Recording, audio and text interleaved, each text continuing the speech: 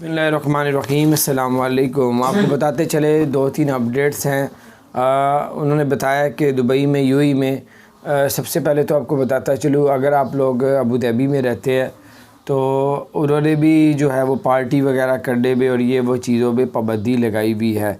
लेकिन जो है वो आप अगर दुबई में अगर कोई फंक्शन करना चाहते हैं तो 10 लोग शामिल हो, फौतगी होगी है तो 20 लोग शामिल हो, और अगर आप इससे ज़्यादा और बाकी रूल्स आप लोग पता कर लीजिएगा अपने इलाके से, अपने एरिए से, अपनी पुलिस से कि वहाँ पे आजकल क्या रूल चल रहे हैं। क्योंकि लोग अपने घर में दावत वगैरह दे देते हैं, लोग भी आ जाते हैं और वो बाद पुलिस छापा मारती है। 50-50 हज़ार दिरहम भी तक जुर्माना भी कर देती है, 5,000 दिरहम तक जुर्माना है, 10,000 दिरहम तक जुर्माना है। तो वो कहते हैं पता कैसे चलता है पुलिस को, हम साए फ़ोन करके बता देते हैं कि जनाब इनके घर ये फंक्शन हो रहा है। तो बहरहाल ऐसा कोई काम भी ना करे जिससे आपका कोई नुकसान हो।